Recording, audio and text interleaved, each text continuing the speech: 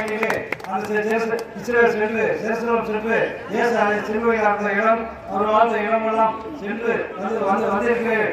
எனக்கு இங்கே சாமிகள்லாம் போக முடியாது, பொதுமக்கள் நீங்க யாரும் போக முடியாது.